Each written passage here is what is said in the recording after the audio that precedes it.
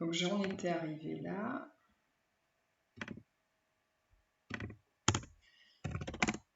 Donc maintenant, si jamais je veux me ramener à du x, il va falloir que je multiplie des deux côtés par moins 1. Et ça veut dire que je change aussi le sens de l'inégalité.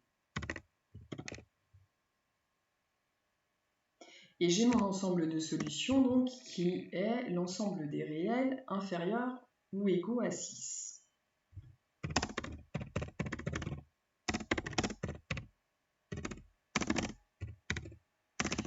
Alors c'est ici qu'on va avoir un troisième temps, qui est en fait une conclusion, que vous n'avez pas l'habitude de faire, parce que la plupart du temps, l'ensemble de définitions que l'on a cherché au départ, il vous est donné. Et vous y prêtez pas plus que ça attention. Sauf que là, je rappelle que notre inéquation, elle n'existe que pour des nombres qui sont strictement supérieurs à 2. Donc au départ, de toute façon, conclusion, on sait que les x sont supérieurs strictement à 2, voire ensemble de définition, et les solutions, elles, doivent être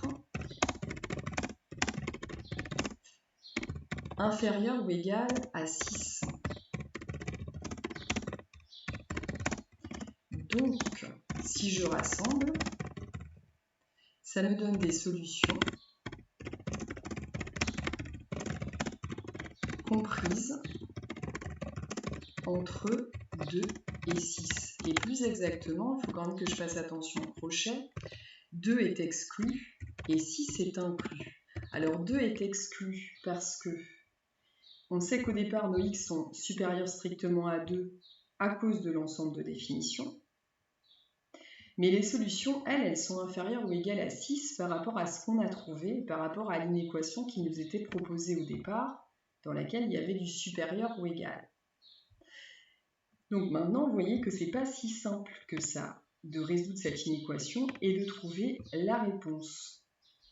Alors peut-être qu'on aurait pu trouver cette réponse avec la calculatrice, en lisant graphiquement. Ce n'était pas l'objectif ici. Moi, je voulais vous montrer la résolution. Donc la réponse ici est A. Je voulais vous montrer une résolution par le calcul. Pour la prochaine fois, je ne vais pas vous demander de chercher l'ensemble de définitions. Je vais vous le donner. Résoudre sur l'ensemble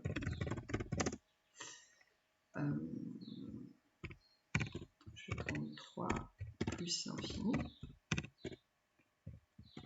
Donc là, vous n'avez pas en fait la première partie, vous à faire. Cette inéquation-là.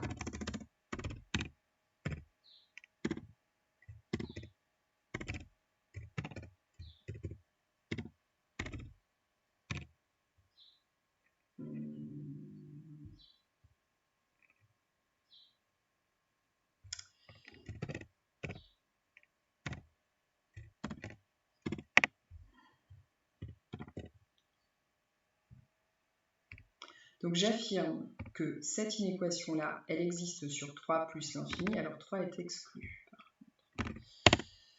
Donc 3 est exclu. Donc vous n'avez pas la première partie à faire. Vous, ce que vous avez à faire, c'est la résolution de cette inéquation, et puis la conclusion, parce que j'attends donc résolution plus conclusion sur les solutions. Donc ça, c'est pour la prochaine fois. Au revoir.